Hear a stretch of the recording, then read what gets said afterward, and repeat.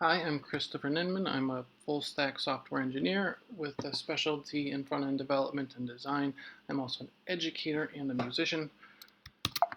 Today I'm going to walk you through my application called Curate-ify, which is all about the album.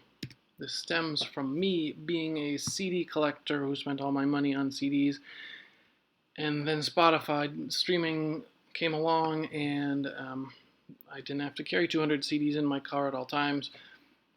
However, I missed that physical connection and the full album experience, so I got back into vinyl record collecting. Um, so we got, Spotify has its pluses and minuses. You got any album, you can create your wedding playlist, you can find suggestions based on algorithms, etc. However, I find it lacking for those who wish to organize and find albums based upon whatever mood they're in, and to kind of separate the albums that they love from those that they just want to hear. So my goal was to reimagine Spotify for album collectors, or build Spotify exactly how I wanted it to be. Curate-ify was built with a React backend and a Ruby on Rails, a React frontend and a Ruby on Rails backend.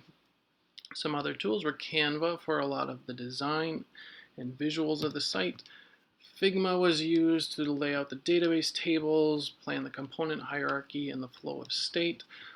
Spotify OAuth was used to have users give permission to my application to connect with their Spotify credentials.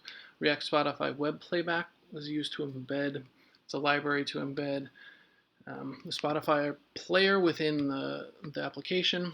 React Beautiful D&D is a library to make draggable and droppable components, and .env was a gem in order to hide my developer credentials from other users.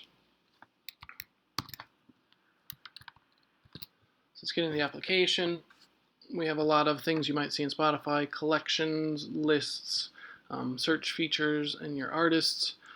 Let's do a search. So if we hit in search, we're going to search the Spotify database here within the site. So let's do Herbie Hancock. We can change the name if we wish, change the release date if we wish.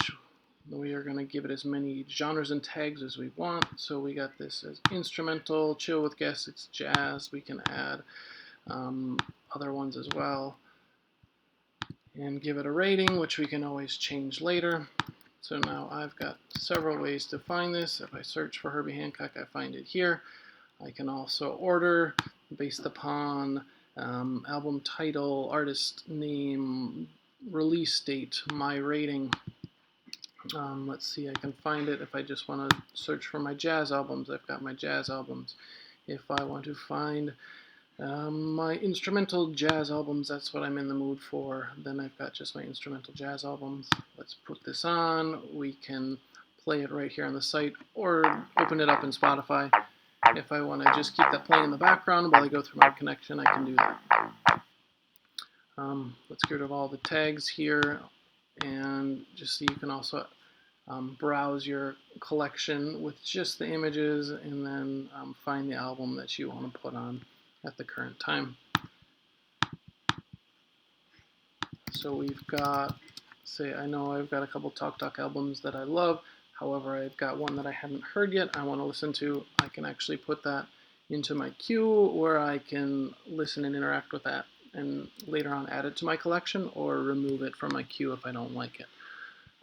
We also have our draggable, droppable list that we can make, and we can do this search feature where we're going to select up to 5 albums, those special albums to me, and I want to see if are there any other users out there that have those exact albums in their collection. And Chris on Vinyl actually has that, so I can see his collection, I can see his lists as well.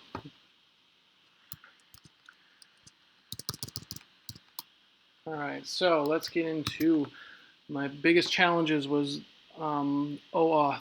The documentation and the implementation didn't always match up, and most of the documentation was for Node.js, and so it took a lot of blogs from former students who had used Rails to make it work.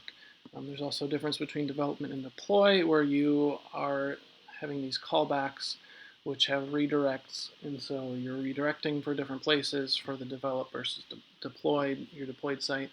React Beautiful D&D was no longer maintained, so it wasn't compatible with React 18, which means I had to send everything back to React 17, including the dependencies if I wanted to use that.